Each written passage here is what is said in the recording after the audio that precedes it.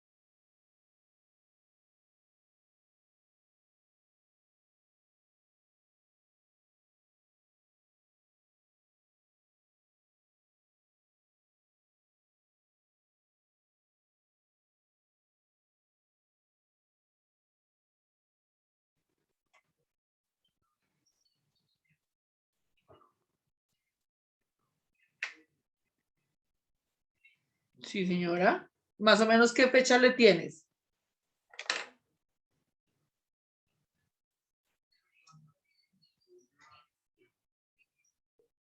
Sí. Diana López, el micrófono.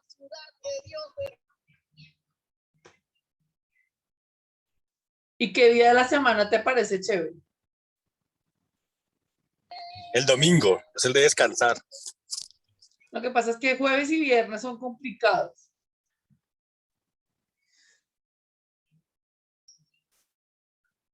Y estamos muy cerca. O sea, por hacerlo en 15 días estamos muy cerca.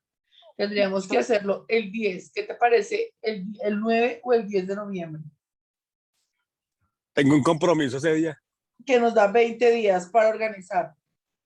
No, Dianita, ese día no podemos.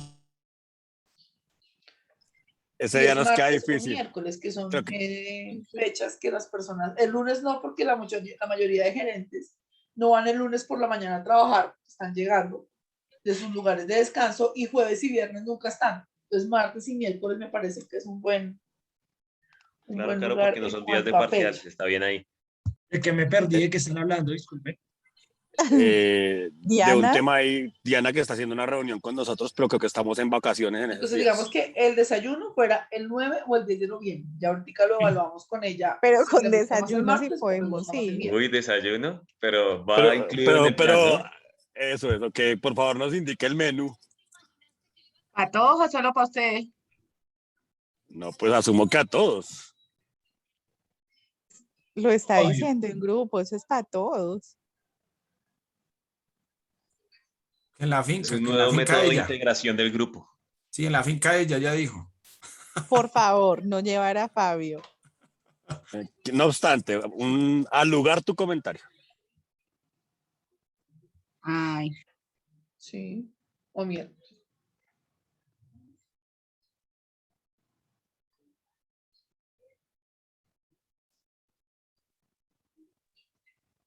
Listo. ¿Cuáles son los lugares? Tenías, yo me acuerdo que 3 hoteles o 2 hoteles, ¿cierto? ¿Hacia el norte o hacia el sur? ¿Cómo se llaman? Hotel, creo que un hotel estelar. Yo siempre quise conocer el Hilton, no sé si se pueda. Sí, es que eso, El estelar en aforo es muy pequeño.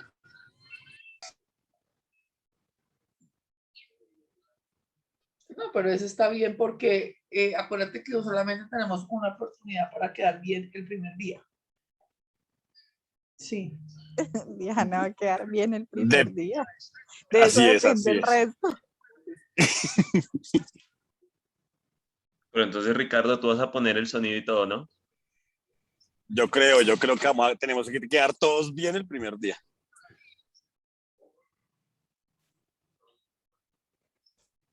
Falta el cantante, el cantante. Hagamos caso, mis suaves. Fabio es cantante. El problema es que llegue en condiciones.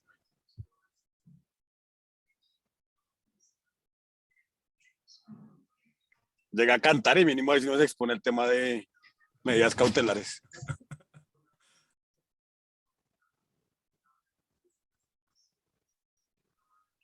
Buenos días, doctores, ¿cómo están? Doctor Nelson, muy buenos días, ¿cómo le va? Buenos días, profe. Doctor, buenos días. Buen día, profe. Buen día, doctor.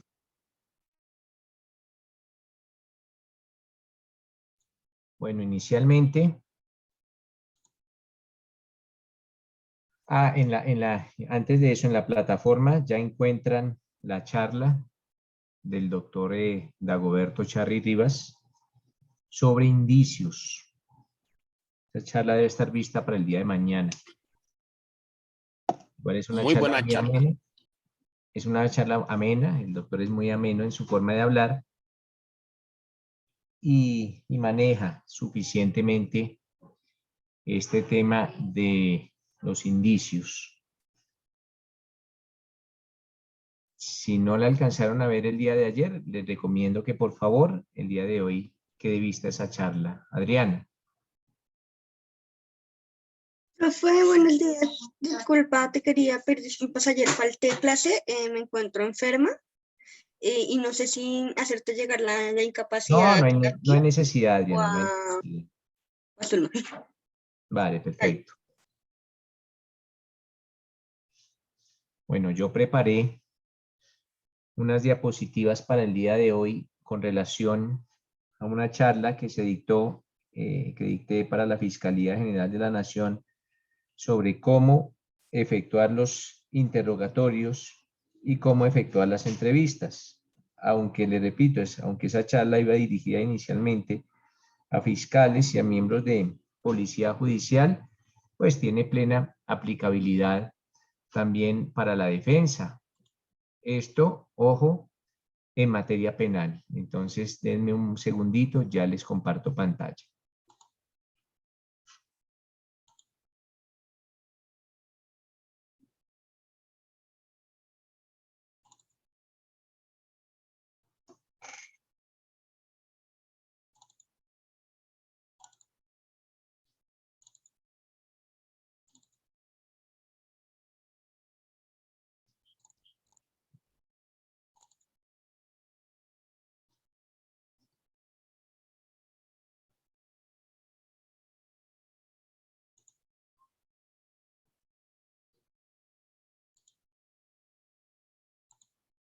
Bueno, voy a ver si me doy mañas para esto. Ah, ¿ya tienen la pantalla compartida? Sí, señor. Sí, doctor, ahí Sí, está. señor. Igual, Sí, doctor, ya se mira la pantalla. Sí. vale, igual estas diapositivas las voy a, en la medida que ustedes las necesiten o que las quieran, para riqueza ya en su biblioteca física o en su biblioteca digital, pues yo se las voy a enviar. La voy a subir también a la plataforma, o aunque yo no estoy en ningún, pero a Zulma yo se la envío, le envío esto a Zulma por WhatsApp para que ustedes tengan y ya tengan el soporte. ¿Listo, mis doctores? Gracias, profe. Muchas Aquí gracias. hablamos, vale, aquí hablamos de un interrogatorio de materia penal. Ojo, la charla de hoy va a girar única y exclusivamente en materia penal. Entonces, ya aproximándonos a la finalización de este módulo, yo les decía que esto se iba a poner interesante. Y básicamente vamos a hablar del interrogatorio. Esto va a ser, no va a durar mucho, esta pequeña charla con relación a las diapositivas. Entonces, el interrogatorio, básicamente, se indica que el interrogatorio, y ahí dice, es un intercambio oral entre el fiscal, y aquí por eso les decía, o el defensor y el testigo. Esto quiere decir que el interrogatorio lo puede efectuar básicamente o el fiscal o el defensor. Y es ese intercambio entre el fiscal o el defensor y el testigo por medio de preguntas y respuestas sobre hechos del caso. Esa labor se denomina la examinación del testigo. Entonces volvemos otra vez a lo que estábamos hace 8 días allá en la presencialidad.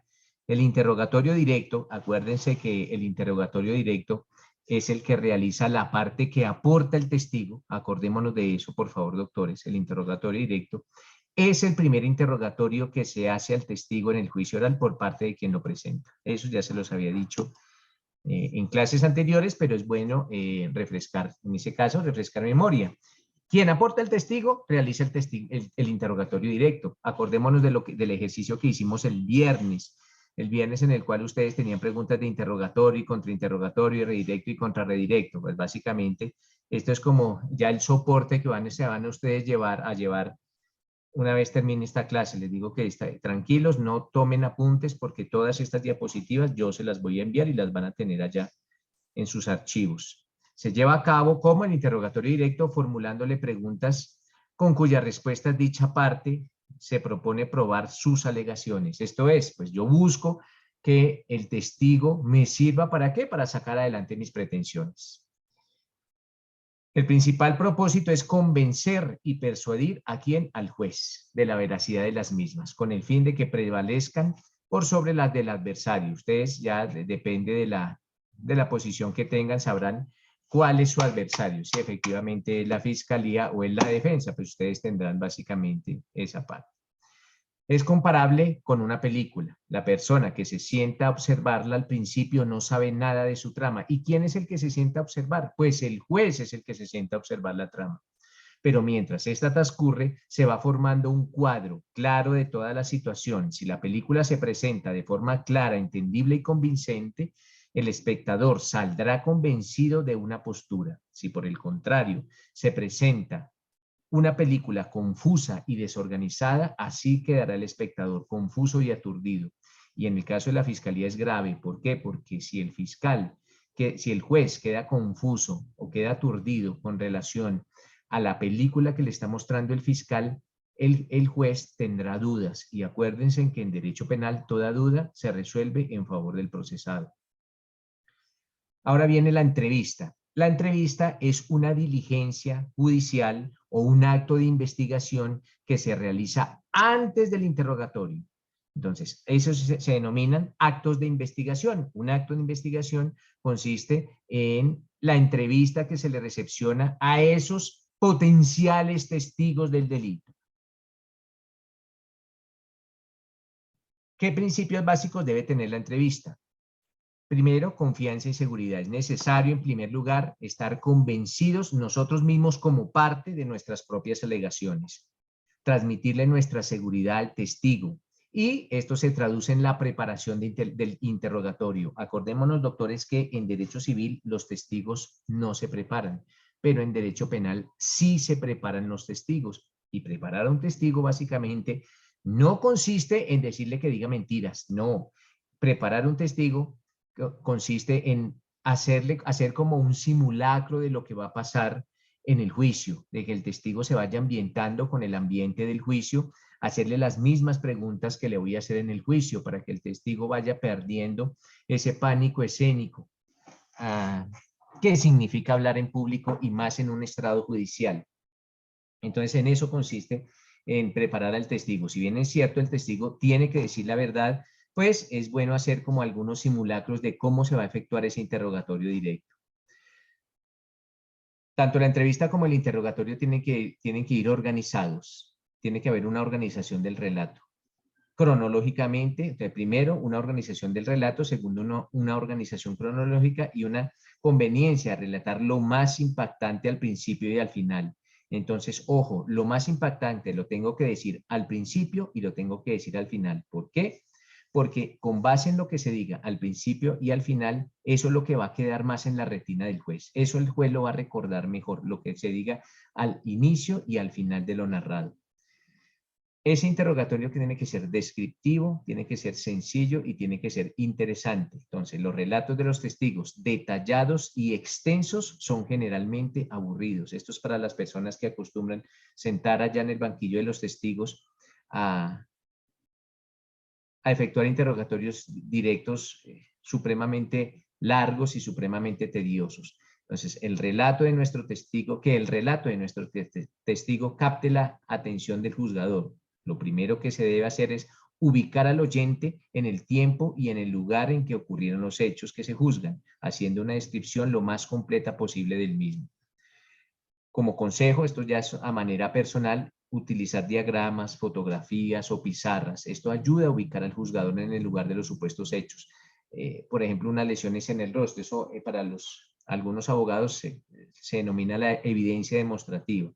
Deben de ser preguntas cortas, directas y dirigidas a cubrir los temas específicos propuestos. Se debe hacer la menor cantidad de preguntas posibles, solo las imprescindibles. Claro está, siempre que cubra con ellas todos los temas anticipados, planificados y estudiados. Entonces, miren, ¿qué sabe? ¿Cómo lo sabe? ¿Qué conocimiento tiene? La capacidad y el interés, la coherencia, si es útil o no es útil lo que nos va a decir, la comunicación y efectivamente tratar de indicarle al juez si ese testigo está diciendo la verdad. Las técnicas de la entrevista. Primero, familiarizarse con la escena. Separadamente, el ambiente en el cual se está recepcionando ese testimonio, el estilo de la conversación que se está utilizando, valorar la personalidad. Yo les decía que es bueno indicarle al juez quién es ese testigo, evitar interrumpirlo, observarlo permanentemente, variar el tipo de preguntas, indagarlo sobre la capacidad que tiene de recrear las escenas que recuerde y confrontar las inconsistencias. Es mejor confrontar las inconsistencias antes. ¿Por qué? Porque así voy a evitar sorpresas en el momento del contrainterrogatorio. El orden de interrogatorio, bueno, esto es un orden que le ha dado la doctrina a la recepción de los interrogatorios. Básicamente, hablamos de un orden del interrogatorio. El primero se denomina la acreditación. Entonces, aquí vamos. La acreditación. Esta es como las etapas. Primera, acreditación. Segundo, introducción. Tercero, transición. Cuarto, tema principal. Y por último, el final. Este es como un orden que le ha dado la doctrina. Esto no es la doctrina nacional, esto es la doctrina estadounidense. Estas diapositivas tienen como base una especialización o una profundización que se hizo sobre técnicas de juicio oral en Puerto Rico. Las preguntas introductorias conducen a situar al testigo. De transición sirven para enlazar un tema relevante del relato con otro. Las de orientación encausan al testigo y sirven para enfatizar o minimizar los temas que sirven o afectan la teoría del caso. Y de primacía y novedad en cuanto a su impacto. Esto va a generar un impacto ¿en dónde? En la retina o a oídos del juez. La credibilidad del testimonio. Tendrá que existir una experiencia común. Esto es que el testigo haya efectivamente percibido los hechos que están ventilándose por medio de sus sentidos, una consecuencia interna y unos detalles.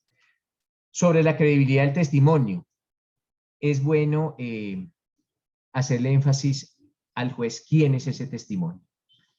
¿Por qué? Porque eventualmente, con base en determinar quién es el testigo, pues se podrá determinar si eventualmente tiene un interés o no tiene un interés en rendir ese testimonio. ¿Qué dice y cómo lo dice?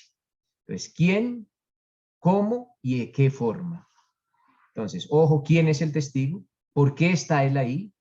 ¿Y por qué se le debe creer a ese testigo? En muchas ocasiones, las partes llevan a la mamá del procesado. Básicamente, es difícil tratar de convencer al juez por qué le debe creer a la mamá del procesado y no a otro testigo. Es bueno hacerle ver al juez por qué se le debe creer a ese testigo y no a otro, y no a los testigos de la contraparte. Estos son recomendaciones: interrogar con sencillez, escuchar al testigo, ir directo al punto, no leer su examen en el caso tal que haya, que exista como un formato, y utilizar un apoyo gráfico. Es bueno anticiparse a los efectos del contrainterrogatorio. Con base en las preguntas que ustedes formulen, es bueno como anticiparse. Pónganse en un momento determinado en la posición de su contraparte. Entonces, ¿qué preguntaría o eventualmente qué llegaría a preguntar la contraparte? Y efectivamente traten de anticipar esas preguntas que se van a realizar en el contrainterrogatorio. Permitir que el testigo dibuje la escena de los hechos y recrear los hechos. Ricardo.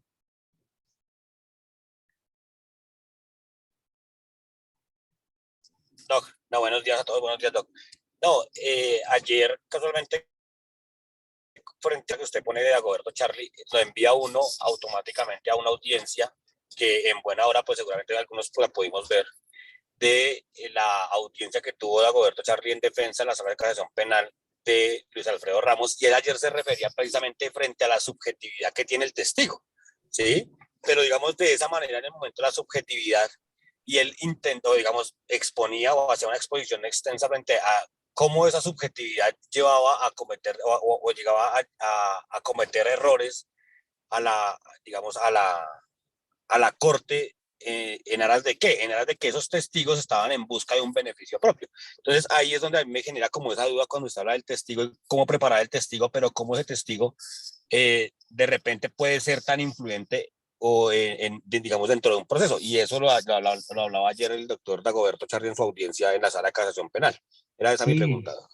Sí, pero bueno, Ricardo, pero la pregunta básicamente, ¿cuál es? Como diríamos ahí, vaya al punto. ¿Cuál es, Ricardo? Aquí, como decía, directo al punto, como dicen. No, sí, es eso, digamos, ahí en el momento de cómo hace, digamos, cómo hace la corte, cómo hace el juez para poder evaluar esa subjetividad que tiene el testigo. Básicamente, mire, esto es un juego argumentativo, hombre, Ricardo. Aquí lo que buscará la parte que aporta el testigo es decirle, por favor, créanle a mi testigo y explicar las razones, pero la contraparte también, lo que usted dice es muy cierto, la contraparte dirá, miren, eventualmente a ese testigo le conviene declarar esos aspectos puntuales en este caso. ¿Por qué? Porque eventualmente va a tener algunos beneficios, porque hace parte de un principio de oportunidad y el requisito para que se materializara el principio de oportunidad era que viniera a declarar acá y que viniera a aclarar, pues lógicamente en favor de la fiscalía y en favor de la defensa, pero básicamente aquí consistirá eso en un juego argumentativo. ¿Por qué creerle a un testigo? En muchos casos, yo he visto, aunque yo nunca lo he hecho porque yo no tengo por qué indicarle al juez por qué se debe no creerlo, sino más bien me tienen que indicar por qué le debo creer o no a un testigo. Pero en muchos casos abogados muy sagaces llevan testigos que no tienen ningún vínculo con el procesado. ¿Por qué? Porque no los atan ningún ánimo de favorecerlo, o las contrapartes, esto de la fiscalía, llevan a testigos que no han tenido ningún problema anterior con su testigo, no tendrían ningún ánimo como de venganza. En esos casos, por eso se le debe creer a un testigo. En cada caso se tendrá su grado de complejidad distinto, y cada caso tendrá sus bemoles completamente distintos, pero básicamente decirle, mire, señor juez, este testigo ni siquiera conoce al procesado, y si ni siquiera lo conoce, pues con más veras, ¿por qué se tendría que llegar a inventar una historia que eventualmente lo fuera a desfavorecer? Y lo mismo en los testigos de la contraparte. Miren, señor fiscal, este testigo ni siquiera conoce al procesado.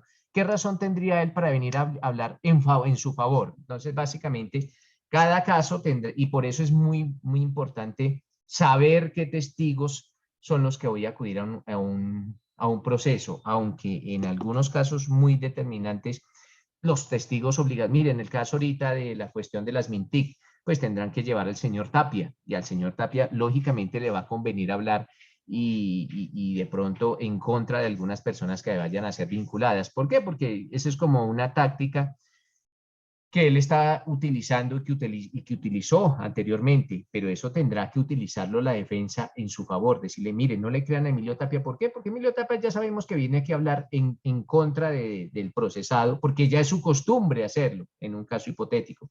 Pero ojo, cada caso y cada testigo tendrá un punto débil y un punto que se tendrá que atacar. Diego. Profe, buenos días. Yo tengo una duda con el ejercicio de los 8 días. Uno, por ejemplo, con esta señora que hizo la llamada diciendo que le pagaran los 1.000 millones de pesos. ¿Cuál señora? ¿Cuál señora, Diego? La del caso de hace 8 días que nos puso el profesor del viernes de hace 8 días. ¿Cómo se llamaba la señora? Se me olvidó el nombre en este momento. No, ese nombre no se puede olvidar. Ese nombre no se le puede olvidar.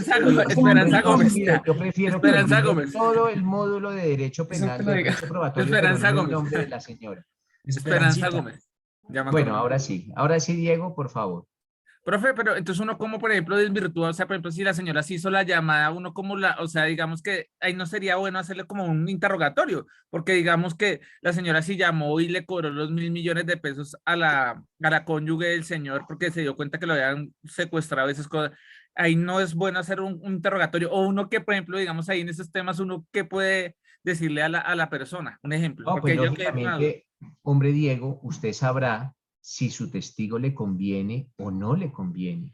Eso es lo que usted, si lo que diga su testigo no le conviene, ¿para qué la va a ofrecer como testigo? Y es más, en el caso de Esperancita, ¿cómo vamos a llevar a Esperanza? Esperanza tendría que renunciar a su derecho a guardar silencio, pero si eventualmente lo que dijese Esperanza Gómez en el juicio no nos sirve como defensa, pues no la llevamos como testigo y simplemente le decimos que acuda a su juicio y que haga uso de su derecho a guardar silencio. Pero por eso es que ustedes tienen que hacer como ese simulacro del testimonio para saber si eventualmente ese testigo les va a servir o no les va a servir y que no los tome por sorpresa allá en el día del juicio. Kevin. No, doctor, pues uno analiza las cosas y la verdad es muy triste y hay que aseverar que la administración de justicia cojea. Porque uno se da cuenta que muchas veces llevan testigos, digamos, testigos en los cuales se les ha brindado un principio de oportunidad y han rendido declaraciones en diferentes lugares, ¿no? Procuraduría, Fiscalía, etcétera. Y en sus 5 declaraciones dicen sandeces, dicen mentiras. Y en el interrogatorio, cuando ya se lleva en juicio oral, se le hacen preguntas con base en esas mismas declaraciones, en las cuales dicen cosas totalmente distintas y después de un principio de oportunidad dicen otras. Por eso que, digamos, yo pienso que ese principio de oportunidad es lo peor que existe en la etapa procesal y en el sistema penal acusatorio, porque prácticamente si la persona tiene un provecho, un beneficio, se va a poner a hablar sandeces de todas las personas que en este caso estuvieron vinculadas en un proceso.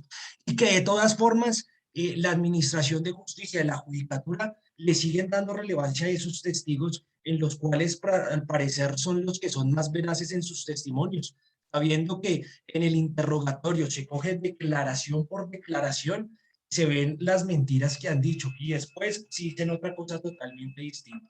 Eso era. Sí, básicamente aquí tendrá que ser la destreza del defensor o del fiscal para impugnarle la credibilidad al testigo con base en esas declaraciones anteriores. Ahora bien, si de todas maneras el juez le da crédito única y exclusivamente a la declaración que rinda el testigo allá en juicio y no pone en duda su credibilidad con base en esas salidas anteriores, eso se podrá atacar ya sea en una apelación o ante en un eventual recurso extraordinario de casación, porque se estaría valorando mal el testigo. El juez tiene que decir por qué le cree a la última versión y por qué no le creyó a las versiones anteriores, porque si existe una gran discrepancia entre la versión que está rindiendo en el juicio y las versiones anteriores, eso pone en duda la validez o la veracidad de ese testigo. Pero para eso están los recursos, básicamente, el recurso tanto los ordinarios como el extraordinario. Gracias, doctor. Vale, perfecto. Entonces les decía, como técnicas, el interrogar con sencillez, el escuchar al testigo, ir directo al punto, no leer su examen y utilizar apoyo gráfico. Anticiparse a las preguntas que eventualmente se le pueden formular a ese testigo en el contrainterrogatorio, permitir que el testigo dibuje la escena de los hechos y recrear esos hechos. Utilizar preguntas abiertas, acuérdese de lo que nosotros habíamos dicho con relación al testimonio, al interrogatorio directo. No realizar preguntas sugestivas en el interrogatorio directo. Entonces, ¿quién, cuándo, por qué? Describa, díganos qué, dónde, cómo, explique. Esa forma es la más idónea o la más correcta de realizar estos interrogatorios directos. Preparar al testigo. Leer y conocer bien todos los informes y reportes oficiales, leer todas las declaraciones de los testigos, lo que decía Kevin, yo tengo que saber si eventualmente ese testigo realizó declaraciones anteriores, revisar sus apuntes, revisar sus notas, hacer un bosquejo de la evidencia importante, presentar sus preguntas en orden y en forma lógica, anticipar el tema y los argumentos de la defensa. Bueno, esto iba dirigido a la fiscalía, esto era una charla como decirle a los fiscales cómo tienen que ganarle a los defensores, pero también se podrá utilizar de cómo decirle a los defensores que le ganen a los fiscales. Y finalizar su interrogatorio con una pregunta importante. Presentación. Ojo, hablar despacio, en voz alta y clara, mantener contacto visual con el testigo, el juez y el jurado en caso tal. Les decía que esto es traído de Puerto Rico. Allá se aplica el sistema acusatorio puro, el que se aplica en los Estados Unidos por ser un estado. Entonces allá se debe tener contacto con el jurado, usar el silencio y la pausa para un efecto dramático, el eco, repetir la información importante, incluir parte de la respuesta en su próxima pregunta por medio de, entonces, decirles, nos dijo usted algo muy importante, entonces hacer énfasis en eso que quiero que el juez retenga. Hacerse el sordo en el caso de que necesito hacer hincapié en algo que haya dicho el testigo y hacer que el testigo explique con demostración. Básicamente querían compartirles estas diapositivas. Les repito, se las voy a compartir. De pronto les pueden servir mañana o pasado mañana. Con mucho gusto. Pues tengo más, pero pues no me voy a poner a presentar diapositivas todo el día sobre distintos temas, pero hay diapositivas sobre el interrogatorio, sobre los alegatos de apertura, sobre los alegatos de clausura, pero eso ni eso es de esta materia. Esto sí, porque pues el interrogatorio es un medio de prueba, pero ya en su derecho procesal penal, la persona que les dicte les dirá cómo se hace un alegato de apertura, cómo se hace un alegato de clausura, cuándo es conveniente hacer alegatos de apertura y cuándo es conveniente no hacerlo en el caso de la defensa, y cómo se hacen básicamente alegatos de clausura. Estos son técnicas y aunque les decía que en Colombia, en Bogotá más específicamente, existe una especialización en la Universidad Manuela Beltrán sobre técnicas de juicio oral, esa especialización no me parece como tan buena porque la dictan es magistrados y los magistrados nunca han litigado en su vida. Estas especializaciones las tienen que dictar es litigantes profesionales y litigantes básicamente estadounidenses. Por eso es bueno hacerla en Puerto Rico para los que tenemos alguna ignorancia o una total ignorancia del inglés.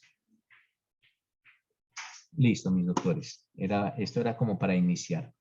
Ahora bien, ¿qué vamos a ver a continuación? Vamos a hacer la diferenciación entre, ojo, le repito, hoy toda nuestra charla va a girar en torno al derecho penal. Vamos a hacer una diferenciación entre lo que se conoce como actos de investigación y actos de prueba. Ojo, actos de investigación y actos de prueba. Para su arsenal de jurisprudencia, la sentencia que realiza puntualmente la diferenciación entre actos de investigación y actos de prueba es una sentencia de la Corte Constitucional, la sentencia C-396 del 2007. Repito, sentencia C-396 de 2007. En esa sentencia C-396 de 2007, la Corte Constitucional básicamente indica lo siguiente. Un acto de investigación tiene como finalidad Ojo, ¿cuál es el fin de un acto de investigación?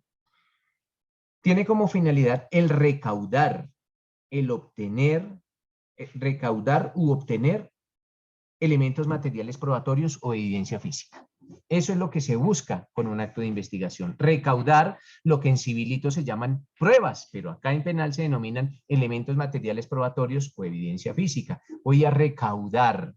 Lógicamente, esos elementos materiales probatorios o esa evidencia física que yo recaude, ¿dónde los voy a utilizar? En el juicio oral. ¿Y para qué los voy a utilizar? Pues para verificar o para mi proposición, para darle soporte a mi proposición o a mi pretensión, como dirían los civilistas. ¿Quién puede ejercer o quién puede desplegar estos actos de investigación? Pues lo puede desplegar el fiscal, lo puede desplegar el defensor, lo puede desplegar el representante de víctimas, hasta el mismo Ministerio Público puede desplegar actos de investigación. Pero básicamente, ojo, un acto de investigación tiene como fin recaudar u obtener evidencias. En derecho penal, elementos materiales probatorios o evidencia física que van a ser utilizados en el juicio oral. ¿Para qué? Pues para sacar avante algunas pretensiones. Esto es para llevar al juez a ese estadio del conocimiento que le permita tomar una determinación que pues, me convenga. Existen, mis doctores, bueno, esto con relación a los actos de investigación. Ahora, mis doctores, actos de prueba. Ojo, actos de prueba. Los actos de prueba, mis doctores, se pueden determinar como aquellas actuaciones, ojo, aquellas actuaciones que realizan las partes ante el juez. Ojo, ya está cambiando un poco el escenario. Actos de prueba son actuaciones que realizan las partes, pero ¿ante quién? Ante el juez. Y ante un juez específico que se denomina el juez de conocimiento, que básicamente es el juez que adelanta el juicio. Entonces, aquellas actuaciones que realizan las partes ante el juez de conocimiento con el objeto de incorporar o de introducir los actos de investigación al proceso se denominan actos de prueba. Esos son los actos de prueba. Entonces, un ejemplo. Si ustedes son defensores en un proceso y tienen un elemento material probatorio, esto es, un peritaje balístico, por ejemplo. Ese peritaje balístico no es una prueba, es un elemento material probatorio. El día del juicio, allá, ante el juez de conocimiento, llevarán ese perito. Y ese perito rendirá un informe ante el juez explicando cómo desarrolló su informe base de opinión pericial. Entonces, acordémonos los tres grandes, las tres grandes etapas que tiene un dictamen pericial, que acreditar al testigo, informar cuál fue el método que utilizó y las conclusiones. Pero cuando ese perito se lo informe allá al juez y se hayan agotado el interrogatorio directo, el contrainterrogatorio, el directo y el contrarredirecto, y se incorpore ese informe base de opinión pericial al proceso, pues ya dejó de ser un elemento material probatorio para convertirse ¿en qué? En una prueba. En ese momento se convierte en prueba. Esos actos de incorporar esos elementos materiales probatorios o esa evidencia física al proceso se denominan actos de prueba. Entonces, una cosa son los actos de investigación y otra cosa muy distinta son los actos de prueba. Actos de investigación es como yo recaudo los elementos materiales probatorios. Pero como yo los introduzco al proceso en el juicio oral ante el juez de conocimiento, se denominan actos de prueba. ¿Entendido eso, mis doctores? Entonces, todas esas actuaciones previas que realizan Fiscalía, Defensa, Ministerio Público y Defensa, con el fin de recaudar elementos materiales probatorios, son actos de investigación. Y cuando voy a incorporar esos es lo que se haya recaudado el día del juicio ante el juez de conocimiento son actos de prueba. En ocasiones suele confundirse el concepto de actos de investigación con actos de prueba. Bueno, ahora vamos a hablar, ya partiendo de la base que sabemos cuál es la distinción entre actos de investigación y actos de prueba, pues vamos a hablar de los actos de investigación. Ojo, de los actos de investigación, no de los actos de prueba, sino de los actos de investigación. Básicamente, mis doctores, existen dos clases de actos de investigación. Los que afectan derechos fundamentales y los que no. Los que afectan o invaden la esfera de derechos o garantías fundamentales y los que no invaden derechos fundamentales. Miren, si ustedes, volviendo al caso o al ejemplo del peritaje en balística, un peritaje en balística no afecta ningún derecho fundamental, ninguna garantía fundamental. ¿Pero es un acto de investigación? Claro que es un acto de investigación. Pero existirán otros actos de investigación que invaden derechos o garantías fundamentales. Verbigracia, una diligencia de allanamiento y registro, una interceptación de comunicaciones telefónicas, una toma de fluidos corporales. Esos actos de investigación ya invaden la esfera de derechos o garantías fundamentales.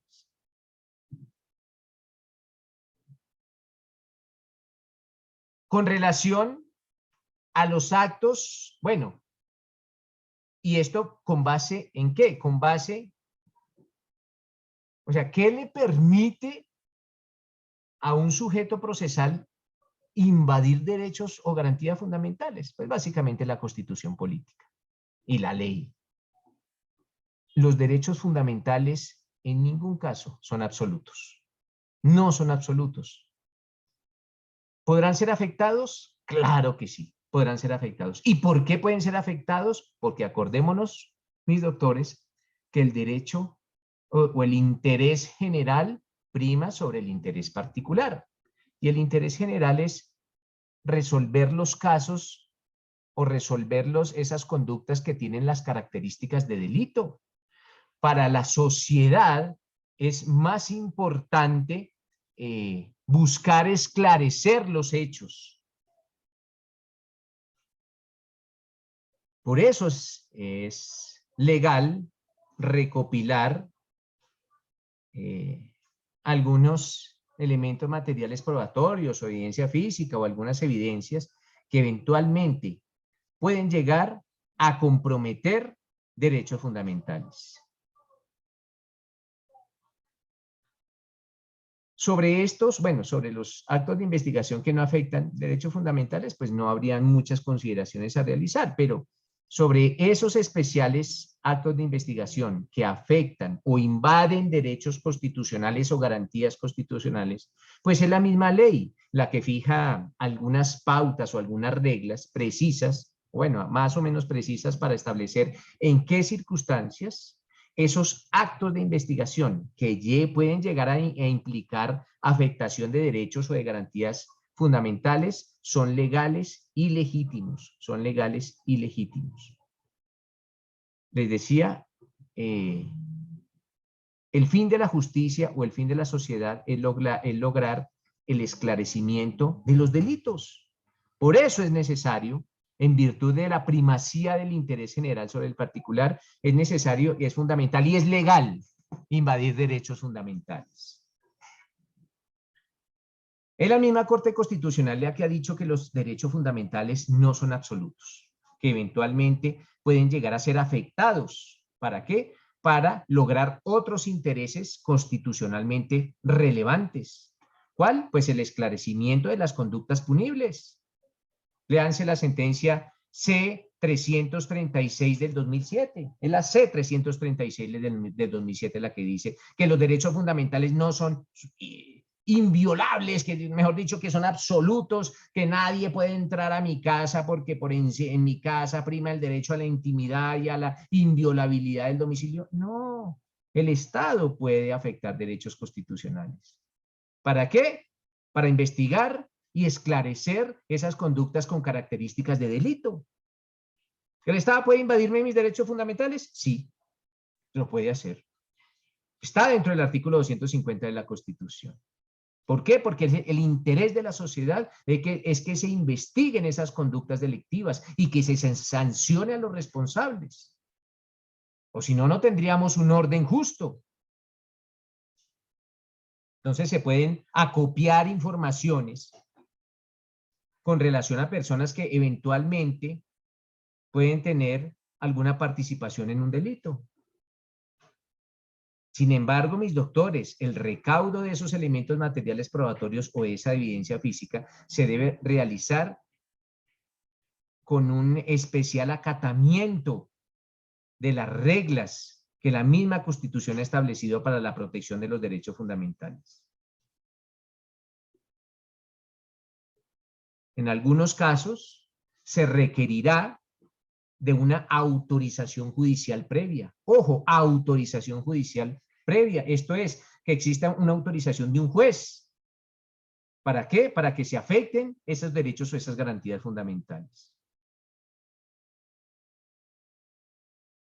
En otros casos no se necesitará de esa autorización previa, pero sí se necesitará de la orden de un fiscal.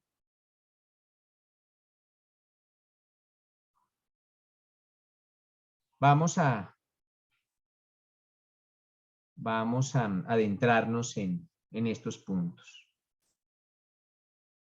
Les decía a mis doctores que es el mismo artículo 250 de la Constitución Política la que consagra como regla general que se pueden llegar a afectar derechos y garantías constitucionales. ¿Para qué? Pues para obtener elementos materiales probatorios o evidencia física.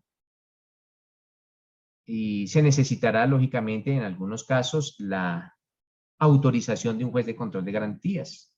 En algunos, les repito que en algunos casos no se necesita la autorización de un juez de control de garantías. ¿En qué casos no se necesita? Ojo, no se necesita la autorización de un juez de control de garantías, sino solo la orden de un fiscal. En el caso de los registros y allanamientos. Cuando se vaya a practicar una diligencia de allanamiento y registro, solo se necesita la orden de un fiscal. No más.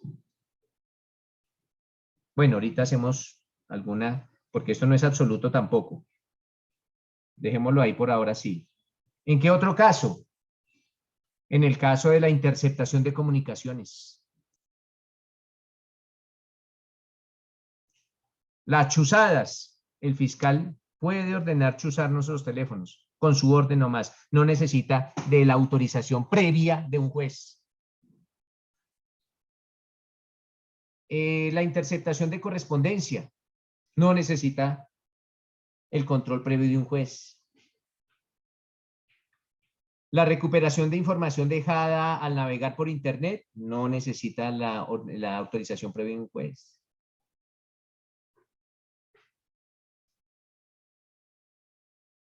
Sin embargo, doctores, con relación a ese primer acto de investigación que indicamos, esto es la diligencia de allanamiento y registro, surgen dos hipótesis. La primera, ¿cuál es el fin o cuál es la finalidad de la diligencia de allanamiento y registro? ¿Para qué diablos se van a meter a ese bien inmueble?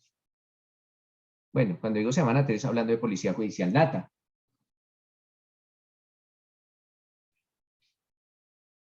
Buen día. Creo que me perdí en cuanto a que en casos que no se necesitan una orden del juez de garantías, la orden de allanamiento pues, no se le está aplicando. Pero solo... No te entendí bien, ¿me puedes repetir, por favor? Sí, señor. Cuando su merced decía que casos en que no necesitan una orden del juez de garantías, ¿sí? En la orden de allanamiento no se necesita la orden del juez de garantía, pero sí se necesita la orden de un fiscal. Sí, claro que sí. Siempre la orden de un fiscal. Mire, ¿usted tiene un código de procedimiento a la mano, Nata? Internet. No, físico. Eso ya por No, internet señor. ya pasó de moda. Ahora son No, físicos. señor. ¿Quién tiene un código de procedimiento penal? Yo, doctor. ¿Qué artículo Bueno. necesita, doctor? De procedimiento penal, sí. Sí. Ese es el libro más importante en toda Sí, la sí, sí. carrera de Derecho. De tanto el procedimiento Código penal sí como lo el de tengo. procedimiento. Sí, señor, de procedimiento penal sí lo tengo. Bueno, entonces Nata nos va a leer el artículo 14 del Código de Procedimiento Penal. Pero Sí, muy señor. lento, Nata. el artículo 14 del Código de Procedimiento Penal, Ley 906 del 2004. 14, listo, sí, señor. Se habla de la intimidad. Perdóname, regálame un segundito. 16. 14, intimidad. Pero Toda muy persona- lento, vocalizado como técnica de interrogatorio nata. ¿Me recuerda el número del artículo, doctor? Disculpe. 14. 14. Intimidad. Artículo 14. Toda persona tiene derecho al respeto de su intimidad. Nadie podrá ser molestado en su vida privada. ¿Todos los incisos? Sí, claro. No podrán hacerse registros, allanamientos ni incautaciones en domicilio, residencia o lugar de trabajo, sino en virtud de orden escrita del fiscal general de la Nación o su delegado. Ahí está la respuesta, Nata. Ahí está la respuesta. ¿Se necesita la orden de un fiscal? Sí. ¿Quién lo dice? Lo dice la ley en el artículo 14. ¿Y es una orden cómo? ¿Cómo dice que decía la orden? La orden es escrita, Nata. Y para todos, es escrita. No es verbal. No. La orden es escrita. Pero bueno, ¿ya quedó resuelta la duda, Nata? Sí, muchísimas gracias. Es que no lo había alcanzado a tomar bien el apunte. Gracias. Vale. Entonces volvemos a nuestros registros y allanamientos. Los registros y allanamientos tienen dos fines o en ocasiones tienen tres fines. No pueden tener más de tres fines, pero casi siempre tienen dos o tres. ¿Cuál es? Una diligencia de allanamiento y registro, este acto de investigación, ¿se realiza para qué? Bueno, primero que todo, en un proceso penal intervienen dos partes, dos sujetos procesales, la defensa y la fiscalía. La representación de víctimas y el Ministerio Público se denominan intervinientes, pero básicamente sujetos procesales solo son dos, la defensa y la fiscalía. Partamos de la siguiente base. ¿Cuál de esos dos sujetos procesales está legitimado para practicar diligencias de allanamiento y registro? La defensa. La fiscalía. Es solamente la fiscalía. Nadie más. La fiscalía en representación del Estado. Ellos son los únicos que pueden realizar diligencias de allanamiento y registro. Ahora bien, teniendo como norte que la fiscalía es la única que puede llegar a realizar diligencias de allanamiento y registro, pues esas diligencias de allanamiento y registro tendrán básicamente dos fines, o les decía que en ocasiones tres.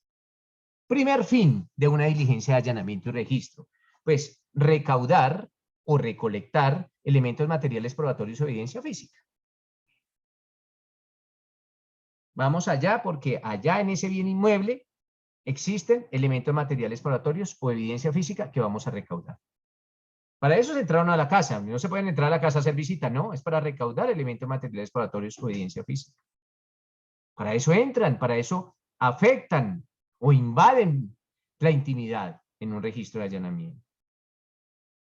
También, una diligencia de allanamiento y registro se practica ¿para qué? Para capturar. Porque puede pasar que una persona tenga orden de captura, que sobre esa persona recaiga una orden de captura. Y sé que esa persona se está refugiando en un inmueble, pues entro a ese inmueble a capturar a esa persona. Entonces, nótese los dos posibles, los dos posibles motivos que pueden llevar a un fiscal a ordenar una diligencia de allanamiento y registro. O para recaudar evidencia, o para capturar. ¿Cuál sería la tercera? ¿Para qué entran a un bien?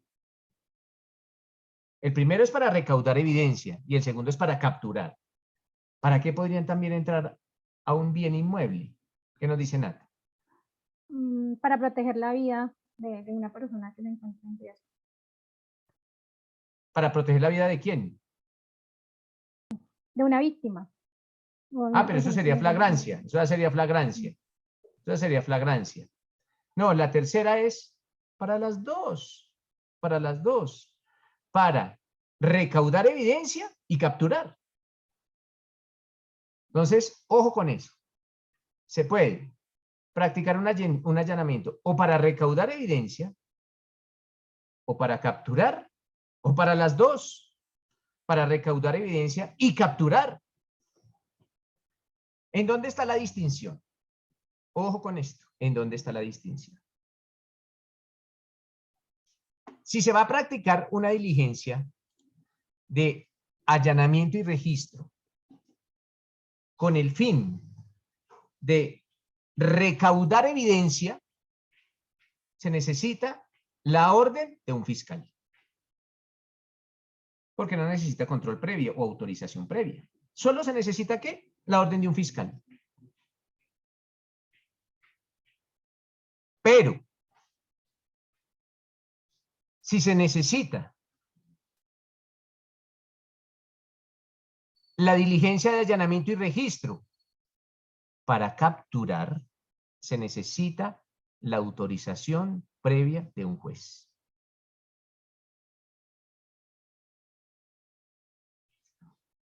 Entonces, nótese cómo en algunas ocasiones sí se necesitan las autorizaciones previas de los jueces.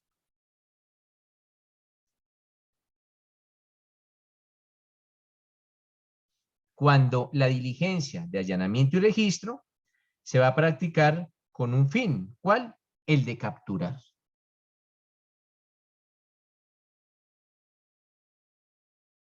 No lo dice el profesor El Cucho de Derecho Probatorio. No, lo dice la Corte Constitucional. C-366 de 2014.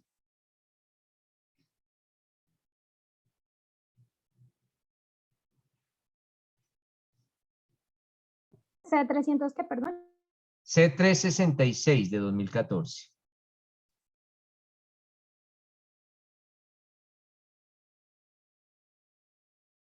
Y la C-014 de 2018. Que básicamente es una repetición de la, 360, de la C-366. Pero pues es más reciente. La C-014 de 2018. Esas dos sentencias de la Corte Constitucional le exigen, esto no es un favor, le exigen a la Fiscalía que si van a practicar una diligencia de allanamiento y registro con el fin de capturar a una persona, vayan donde un juez a que el juez los autorice. Ahora bien, ¿qué pasa cuando la diligencia de allanamiento y registro se va a practicar con los dos fines? Con el fin de recaudar evidencia y capturar, pues también se necesita, de contera se entiende, también se necesita la orden previa de un juez, porque se va a capturar. Así la excusa sea capturar y recaudar evidencia. No, si van a capturar, si la diligencia se va a capturar solamente o a capturar y a recaudar evidencia, siempre se necesitará la autorización previa de un juez, que se denomina juez de control de garantías. Nata.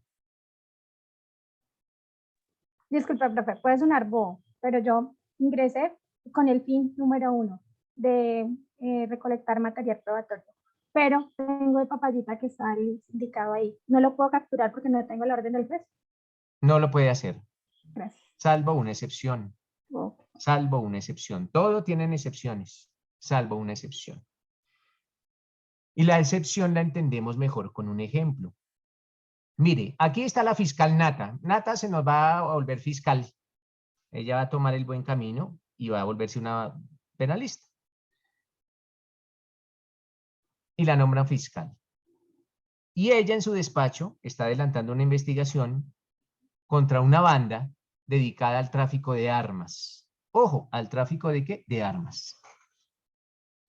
Y la juez Peña tiene información, la fiscal Peña, perdón, todavía no ha llegado a juez, pero por ahora es fiscalita.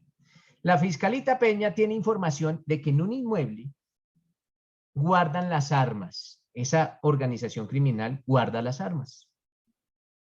Entonces, ¿qué hace la fiscal Peña? Ordena o profiere una orden de allanamiento y registro a ese bien inmueble. Acordemos, ¿con el fin de qué? De recaudar evidencia. Porque ella tiene conocimiento que en ese sitio guardan armas. Entonces va a recaudar, ¿qué? Pues las armas de la organización. Es una organización dedicada al tráfico de armas. Se necesita, ¿qué? La orden de un fiscal, porque solo van a recaudar evidencia. Y Nata es fiscal, pues emite la orden. Y efectivamente, llega policía judicial a ese bien inmueble, ingresa y ¿qué encuentra? Las armas. Y encuentra un secuestrado y su secuestrador. Nótese que ahí habría flagrancia con relación al secuestro, al secuestrado y al secuestrador. Habría flagrancia. Con base en lo estatuido en el artículo 301 del Código de Procedimiento Penal que nos habla sobre la flagrancia. Javier, ¿está Javier en clase o está evadido? Aquí atento y pendiente, doctor. Entonces, les decía que el artículo 301 nos habla de ¿qué? De la flagrancia. Lo que ustedes, los penalistas, coloquialmente expresan como las manos en la masa. Esa es la flagrancia. La flagrancia está reglamentada y estatuida en el artículo 301 del Código de Procedimiento Penal. Yo sé que Javier lo tiene a la mano. ¿Qué nos dice ese 301, Javier, por favor? Flagrancia. Se entiende que hay flagrancia cuando, numeral primero. Entonces, espéreme, Javier, vamos a ir muy lentamente porque vamos a tratar de explicar las diferentes formas en que se puede llegar a presentar una flagrancia. Entonces, dice el 301, ¿cuándo hay flagrancia? Dice, solo el numeral primero, Javier, por favor.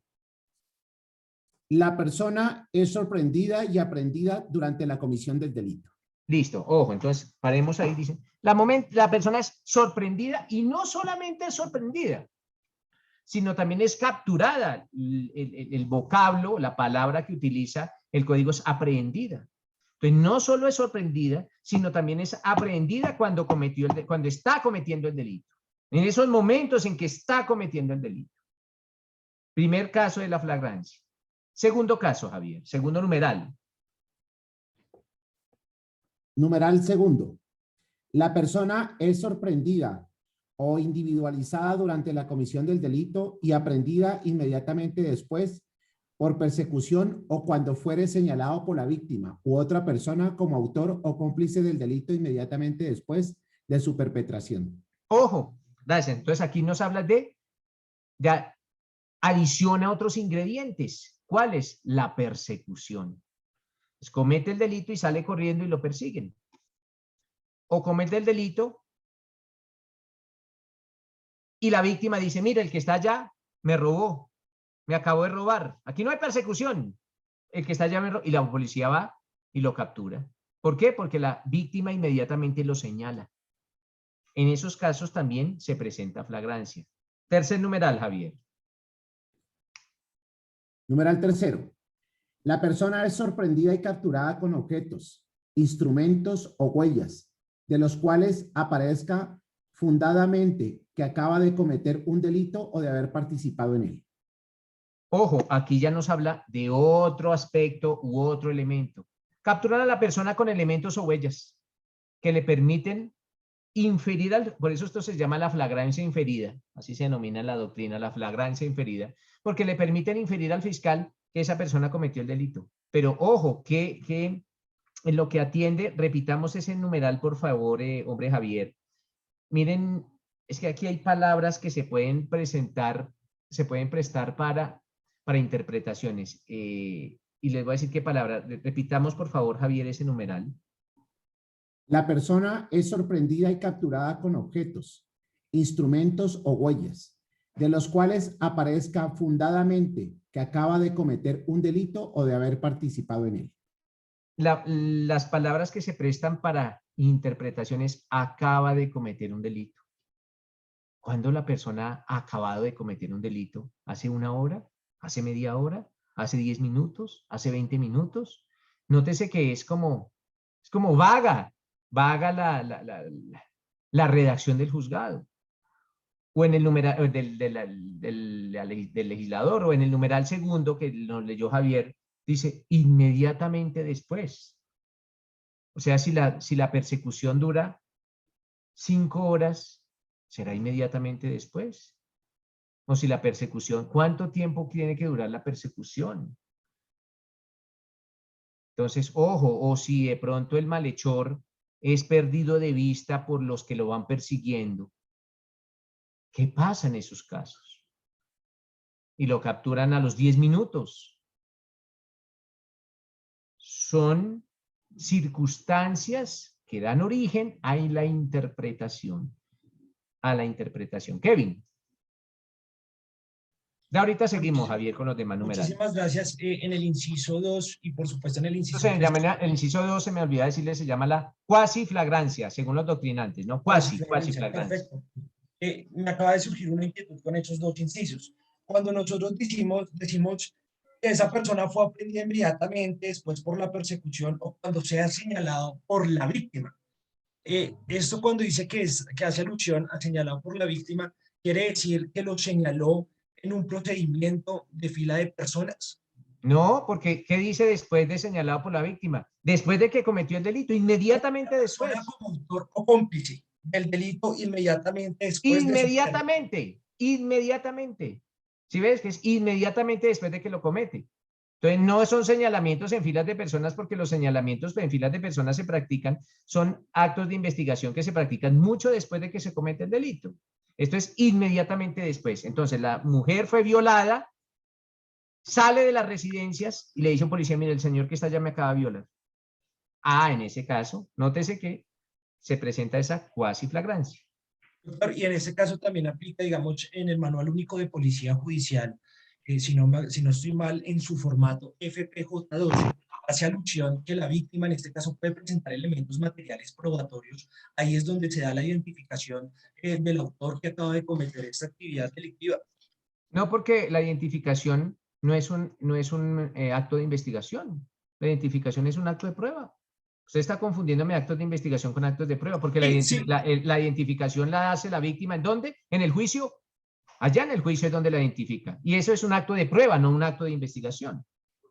¿Se ve? Entonces, y yo les decía, actos de prueba, sí, se puede incorporar esa individualización del procesado allá en el juicio, pero sería un acto de prueba, no un acto de investigación. Bueno, y ya por último el inciso tercero, cuando hace énfasis en objetos, instrumentos o huellas. Yo no sé si es que el legislador se precipita, porque es que de todas formas acá hay que hacer un análisis de fondo. Si digamos que me permite decirlo, las huellas, eso tiene un procedimiento bastante acucioso para determinar si estamos ante una huella, digamos, latente, para poder ver los relieves epidérmicos en los cuales pero eso será objeto de un análisis posterior. Aquí no se necesitan las huellas miren, eso es lo mismo que con la droga. Cuando a uno lo capturan con droga en el aeropuerto, se le hacen una prueba preliminar de identificación homologada, se llama así, prueba preliminar. Es una prueba para identificar preliminarmente si eso puede llegar a tratarse de droga o no. Eso es lo que sale en la alerta de aeropuerto, que dice el azul turquesa y que no sé qué. Eso es una prueba preliminar. Lo mismo ocurre con las huellas, Kevin. Se hará una prueba preliminar para recaudar unas huellas. Ya después, en una prueba más técnica, más científica, se logrará determinar las cotas de las huellas y que si son o no son. Pero por ahora, en una prueba preliminar, se identificaron con huellas y se podrá argumentar la flagrancia. No con la prueba más técnica, que lógicamente se tendrá que realizar, pero posteriormente. Pero aquí solo hablamos de una prueba preliminar. Pero entonces, en ese caso, tendría que decirse que es aparentemente una huella. No siempre es aparente, porque sobre los hombros del procesado descansa siempre son la presunción de inocencia. Porque siempre descansa la presunción de inocencia. Por eso es que aquí hablamos de una captura en flagrancia. No hablamos de responsabilidad, sino de una captura en flagrancia.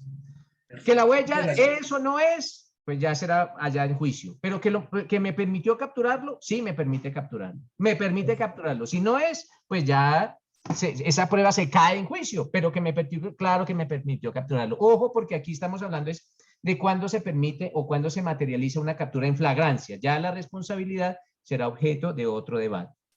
Perfecto, doctor. Muchas gracias. Vale.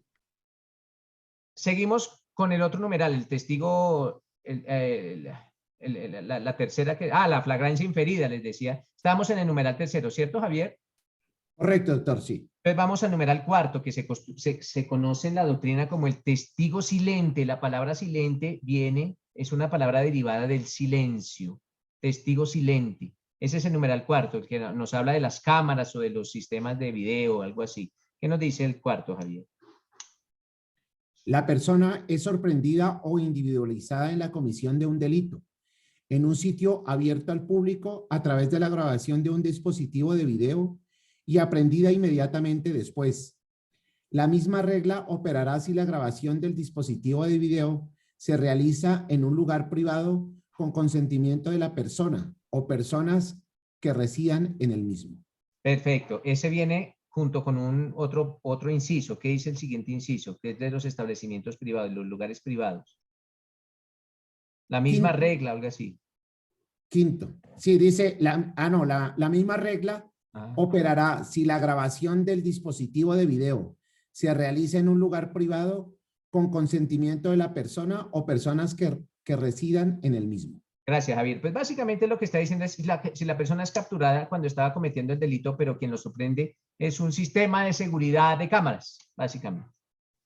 Técnicamente lo está diciendo allá el artículo 301, pero si es sorprendido por las cámaras y capturado inmediatamente después, no que lo capturen ni a la hora, ni a las 2 horas, ni a las 3 horas, no, sino es sorprendido por el sistema de seguridad, el que ustedes tienen allá en sus residencias, las cámaras de seguridad, y lo capturan inmediatamente después. Se denomina el testigo silente. Y por último, Javier, el último numeral que nos habla de los vehículos. Numeral quinto. La persona se encuentre en un vehículo utilizando momentos antes de huir del lugar de la comisión. Utilizado, ¿cierto? Utilizado. Ajá. La persona se encuentre en un vehículo utilizado momentos antes de huir del lugar de la comisión de un delito, salvo que aparezca fundadamente que el sujeto no tenga conocimiento de la conducta punible. Gracias. ¿Quién tiene que demostrar que el sujeto que es capturado en el vehículo inmediatamente después de haberse cometido el delito no tiene nada que ver? Pues la defensa. La defensa es la que tiene que probar eso. ¿Pero que permiten capturarlo en flagrancia? Claro que sí. La defensa es la que tiene que arrimar los elementos de convicción que demuestran al juez que esa persona nada tenía que ver. Que era un taxista, por ejemplo, que los atracadores salieron del banco y se subieron a ese taxi, lo tomaron haciendo uso del servicio público. Tendrán que demostrarlo. Si no, el taxista capturado en flagrancia y afrontará pues el mismo proceso pues de los otros malhechores. Nata. Profe, ¿cómo está? En el inciso, en el numeral 4, en el inciso 2, cuando dice con el consentimiento de la persona, pues es de la persona dueña de la casa. Claro, o de la persona dueña o tenedora o poseedora de la casa. Claro que De sí. la casa. O del bien inmueble, porque también pueden estar en otro sitio, desde que sea privado, pero es un bien inmueble, una bodega o qué sé yo. Kevin. Doctor, dejé la mano levantada, disculpe. Ah, bueno, perfecto. Listo, mis doctores. Entonces, y se realizó un pequeño repaso por la flagrancia. ¿Por qué? Porque les decía que en esos casos en que practican una diligencia de allanamiento y registro buscando algunos elementos materiales probatorios, pero sin embargo encuentran personas cometiendo delitos en flagrancia, los pueden capturar sin orden previo, sin autorización previa de un juez. Una vez se ha realizado, ojo, una vez se ha realizado la diligencia de allanamiento y registro, ojo, en todos los casos en que se practiquen diligencias de allanamiento y registro con cualquier finalidad, ya sea para recaudar evidencia o para capturar o para las dos. En todos los casos, esas diligencias tendrán que pasar por un filtro de un juez de control de garantías posteriormente, lo que se denomina un control posterior, el control posterior, en todos los casos. Tomémonos algo para mojar la palabra y les digo cómo se practica esa diligencia de control posterior. ¿Qué es lo que pasa en una diligencia de control posterior de una diligencia de allanamiento y registro? 5 minuticos y ya nos vemos, doctores.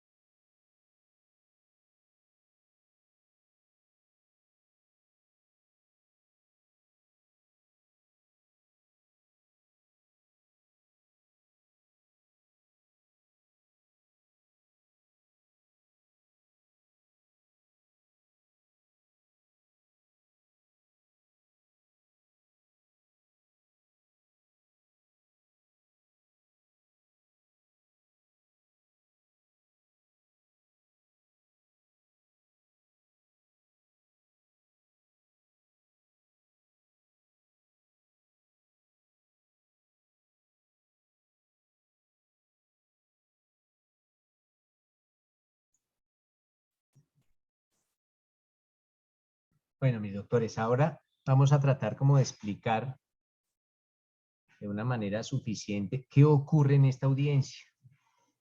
¿O qué ocurre? ¿Qué es lo que pasa? ¿Cuál es la carga argumentativa que se debe desplegar en esta audiencia? Esta audiencia se denomina, mis doctores, audiencia de control posterior. Así se denomina, audiencia de control posterior a un acto de investigación llamado registro de allanamiento. Está reglada en los artículos 219 y siguientes. Lógicamente ya saben que estoy haciendo referencia al Código de Procedimiento Penal, Ley 906 de 2004, pero básicamente de los 219 y siguientes, allá está como la reglamentación de esta audiencia de control posterior al acto de investigación de allanamiento y registro. ¿Cuál es la carga argumentativa que debe desplegar la Fiscalía? Primero que todo, tiene que hablar con respecto a la orden. Ya no leía Nata que el artículo 14 del Código de Procedimiento Penal indica que siempre se tendrá o deberá existir la orden escrita de un fiscal. Pues lo primero que tiene que hacer el fiscal es presentarle al juez la orden escrita. ¿Cuál es la orden escrita de allanamiento y registro? Eso es lo primero que tiene que hacer.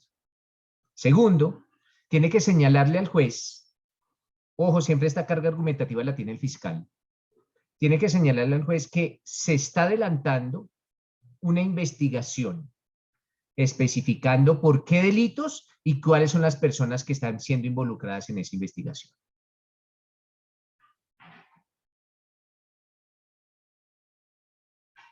¿Cuál era la finalidad de la diligencia de allanamiento y registro? Acordémonos que existen dos o a veces tres. Recaudar evidencia o capturar, o las dos. Esto lo dice el 219. Entonces, si tendría que indicarle, señor juez, era para obtener la captura del indiciado, imputado o condenado. O para recaudar elementos materiales probatorios y evidencia física. Resulta, mis doctores, que la Fiscalía General de la Nación no puede entrar a un bien inmueble porque la información les llegó del cielo. No. Tiene que indicar cuáles fueron esos otros, los soportes que tuvo la Fiscalía para determinar que se debía invadir esa intimidad, que se debía efectuar esta diligencia de allanamiento y registro en ese inmueble y no en otro. Eso se denominan en derecho penal los motivos fundados. Los motivos fundados. Y esos motivos fundados se los tiene que exponer la Fiscalía al juez. Le tiene que exponer cuáles eran los motivos fundados y cuál era el respaldo de esos motivos fundados. Eso lo dice el 220 y el 221. Que le permitían inferir a ese fiscal tres cosas. El fiscal solo puede inferir tres cosas. El fiscal solo puede pensar en tres posibles direcciones. La primera dirección que puede ocurrir o que puede tener un fiscal, el primer pensamiento, la primera conclusión que puede tener un fiscal cuando va a practicar una diligencia de allanamiento y registro es que en ese inmueble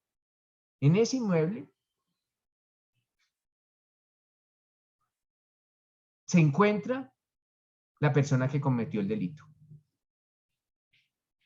O que el propietario o el poseedor o el tenedor, como llaman ustedes los civilistas, se encuentra en ese inmueble.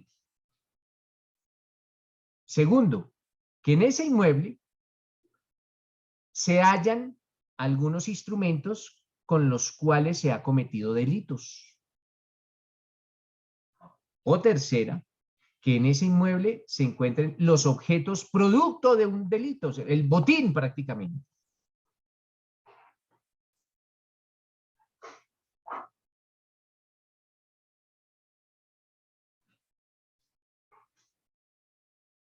Una vez le ha hecho esta exposición al juez, el fiscal tiene que precisarle al señor juez el lugar en donde fue objeto del allanamiento. Esto lo dice el 222. Javier, leamos un momentico el 222, por favor. Artículo 222. Alcance de la orden de registro y allanamiento. La orden expedida por el fiscal deberá determinar los lugares que se van a registrar, si se trata de edificaciones, naves o aeronaves que dispongan de varias habitaciones o compartimentos. Se indicará expresamente cuáles se encuentran comprendidos en la diligencia. De no ser posible la descripción exacta del lugar o lugares por registrar, el fiscal deberá indicar en la orden los argumentos para que, a pesar de ello, deba proceder al operativo. En ninguna circunstancia podrá autorizarse por la Fiscalía General de la Nación el diligenciamiento de órdenes de registro y allanamiento indiscriminados o en donde de manera global se señale el bien por registrar. Gracias. Mire lo que dice. Mire, por ejemplo, Javier, que es la persona que nos está colaborando con la lectura, él vive en un apartamento, en un edificio que se llama Chico Reservado. Si van a practicar una diligencia de allanamiento, el fiscal no puede emitir una orden diciendo que van a allanar el edificio Chico Reservado, ¿no? Tiene que decir que será el apartamento 1003 o el penthouse 1003 donde vive Javier. No podrá ser otro bien, se tiene que especificar cuál va a ser el bien inmueble objeto de la diligencia de allanamiento y registro. Lo que no puede hacer el fiscal es especificar dónde van a allanar dentro del inmueble, porque él no sabe dónde Javier tiene la evidencia. Javier la puede tener en una caleta, la puede tener en la cocina, la puede tener en el baño, la puede tener en la sala, en alguna de las habitaciones. Eso sí es imposible que el juez lo determine y el fiscal lo determine, porque el fiscal no conoce ese bien inmueble en su interior, pero sí tiene que limitar cuál es el bien inmueble a registrar. Diana. Doctor, entonces entendería, por ejemplo, que efectivamente hay una orden para venir a hacer el allanamiento en mi casa. Y tendrían que decir esa orden que van a allanar 3 habitaciones No, en los y 2 casos de las espacios. casas, porque qué tal que usted guarde la evidencia en la cuarta habitación. Cuando van a allanar una casa tienen que especificar es cuál casa, pero allanan Ok. toda la casa, porque Y tú si, puedes por guardar ejemplo, la es el evidencia avión, en cualquier parte. y si, por ejemplo, es el avión, como mencionan ahí, y dicen que, ok, que toda la parte interior del avión, pero se dan cuenta en el procedimiento que lo que están buscando, por ejemplo, está en el tren de aterrizaje, ¿es imposible ir allá? No, Porque tendrá no que está dentro de la explicárselo, el orden. fiscal tendrá que explicarle al juez porque eventualmente, ojo, eventualmente fueron más allá. O como en el Ok. caso de, miren, en el caso de Javier, yo soy el fiscal, o bueno, el policía judicial llega al apartamento de Javier, que es el 1001, el penthouse 1001, y encuentra un túnel que los comunica al 1002. Entonces, en esos casos, claro, o que pueden ir al 1002, pero tendrán que explicárselo. Pero lo Justificando. importante es que en la orden esté especificada el sitio en donde se va a practicar la diligencia de allanamiento y registro. Gracias, doctor. Vale. ¿Qué también le tiene que explicar? Ah, bueno, entonces les decía, bueno, que ¿cuál es el objeto, el lugar específico? Una vez le ha explicado eso, el fiscal le tiene que sustentar al juez lo que se denomina el juicio de proporcionalidad. Ojo, el juicio de proporcionalidad. Aquí estamos ante una afectación de derechos fundamentales. De 2 derechos fundamentales básicamente. La intimidad y la inviolabilidad del domicilio. Son 2 derechos fundamentales que se están afectando. Si existe una invasión a derechos y garantías fundamentales. Entonces, tiene que decir por qué fue proporcional haber afectado este derecho fundamental. ¿Por qué fue fundamental? ¿Por qué fue proporcional hacerlo? Y esos juicios de proporcionalidad se dividen en 3 grandes componentes.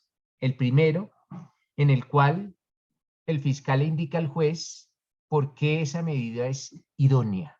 Ojo, la idoneidad de la medida. ¿Cuál medida? Del registro de allanamiento, del operativo, de la diligencia de registro de allanamiento. ¿Por qué esa diligencia judicial o ese acto de investigación, como ustedes ya le llaman, es idóneo?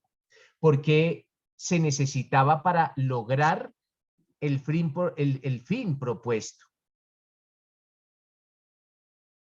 Y siendo necesario, tendrá que explicarle el fiscal que no existía, ojo, no existía otra medida menos invasiva o menos restrictiva con la cual se pudiera cumplir ese mismo fin. Se necesitaba allanar y registrar ese bien inmueble. Y por último, lo que se denomina el juicio de proporcionalidad ya estricto sensu, dicho como tal, que es realizar un balance entre dos intereses. Primero, el derecho fundamental que se está afectando, que es el de la intimidad, y el fin que se pretende.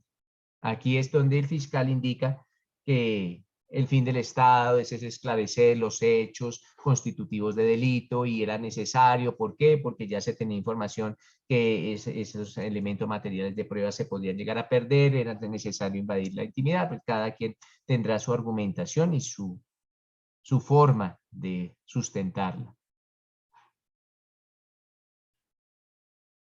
El 224 nos habla de un plazo de esa orden de registro y allanamiento. ¿Qué nos dice el 224, Javier, por favor? Plazo de diligenciamiento de la orden de registro y allanamiento. La orden de registro y allanamiento deberá ser diligenciada en un término máximo de 30 días.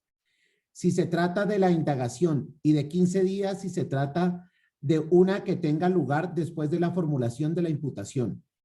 En el evento de mediar razones que justifiquen una demora, el fiscal podrá, por una sola vez, prorrogarla hasta por el mismo tiempo. Perfecto. Entonces, nótese que la diligencia de esa orden de allanamiento y registro tiene un plazo, 30 días, prorrogables. En otros casos es menos, pero tendrá que justificarle el fiscal al juez que ese procedimiento se efectuó en el plazo que estaba consagrado en la orden de registro y allanamiento.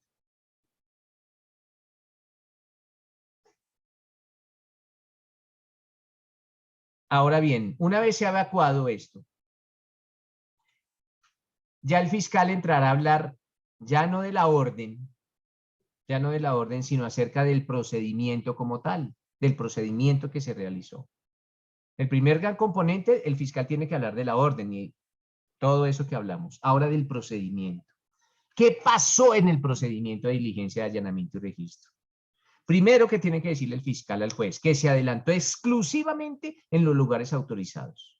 Pero si eventualmente se extendió a otros lugares, sustentar que ello sucedió o aconteció por encontrarse nuevas evidencias o por una flagrancia.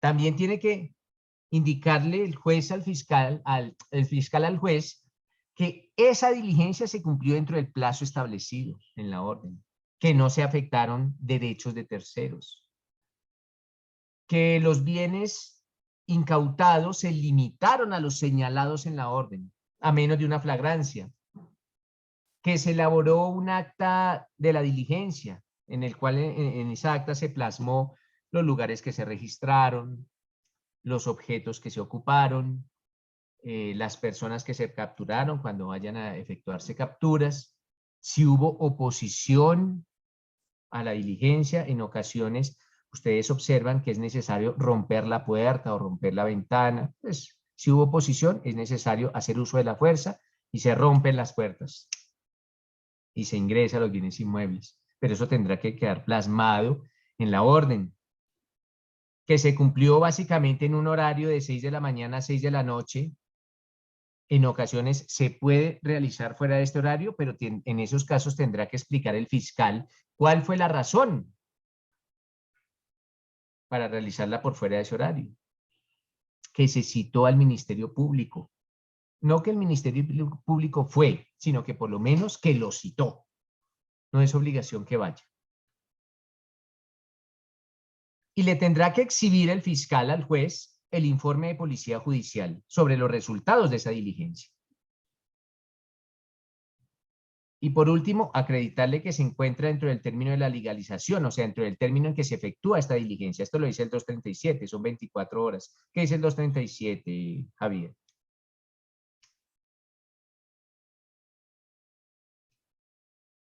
Artículo 237.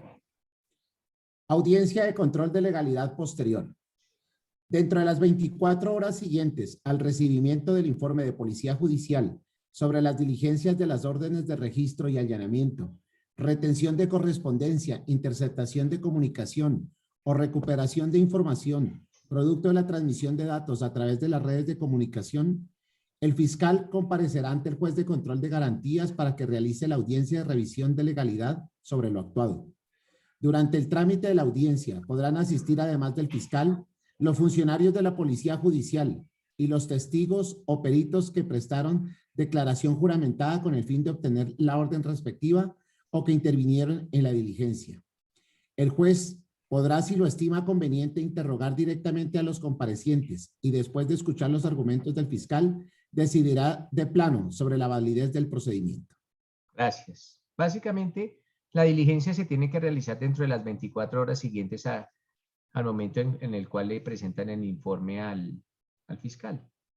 El fiscal nunca acude a una diligencia de estas, va a policía judicial, policía levanta un acta, hace un informe y se lo presenta al fiscal. El fiscal tiene 24 horas para hacer esa audiencia, después de que le presentan el informe. Una vez el juez ha escuchado toda esa argumentación del fiscal, pues básicamente toma una decisión. Y toma una decisión, primero tendrá que argumentar con base en la ley y en la Constitución su decisión. Y esa decisión irá orientada hacia dos puntos: a decretar la legalidad o decretar la ilegalidad de esa orden y de ese procedimiento y de los resultados. Si eventualmente se llegara a decretar la ilegalidad, se ordena la exclusión, ojo, la exclusión de todos esos elementos materiales probatorios o esa evidencia física que se haya recaudado. Eso no puede servir, porque esa diligencia fue ilegal. Todo lo que se ha recaudado no sirve. Eso lo dice el 232, creo. 232, creo que dice eso. El 232. Sí, es el 232, Javier, por último, ya para no molestarlo tanto, creo que es el 232. Señor, cláusulas de exclusión. Cláusula de exclusión en materia de registros y allanamientos. Sí, gracias, es ese. Es el 232. Dice, si se llegara a decretar la ilegalidad, esos elementos materiales probatorios o esa evidencia física que se ha recaudado sale de ahí, sale de la investigación. Nunca podrá utilizarse, solo para refrescar memoria, dice por allá. Pero ya no se pueden utilizar. Lógicamente, contra decisión del juez proceden los recursos de reposición y apelación. Pero básicamente, mis doctores, eso es lo que acontece en una diligencia de control posterior a un acto de investigación llamado diligencia de allanamiento y registro. ¿Preguntas, doctores? Es bueno porque a veces nosotros leemos el Código de Procedimiento Penal y no tenemos claro cómo aterrizan todos esos conceptos en una diligencia, cómo se aplican en una diligencia. Y es bueno tenerlo, por lo menos en esta diligencia. Ustedes ya mañana se podrían enfrentar a una diligencia de control posterior a allanamiento y registro. Mañana vamos a ver ya en la presencialidad, y esto nos va a servir más, cómo nos enfrentamos a una diligencia de legalización de captura. La legalización de una captura. Y es mejor, ¿por qué? Porque en esa diligencia sí asiste fiscal y defensor. Y en ocasiones hasta el mismo representante de víctimas. Pero es la captura, el control que le vamos a efectuar a una captura. Y ya sea que la captura se realice o con una orden de captura o en flagrancia, con base en el 301 que nos leyó Javier. Doctores, les agradezco mucho por su tiempo y nos vemos el día de mañana. Un feliz resto de día. Gracias, gracias. Gracias, doctor, que esté muy bien.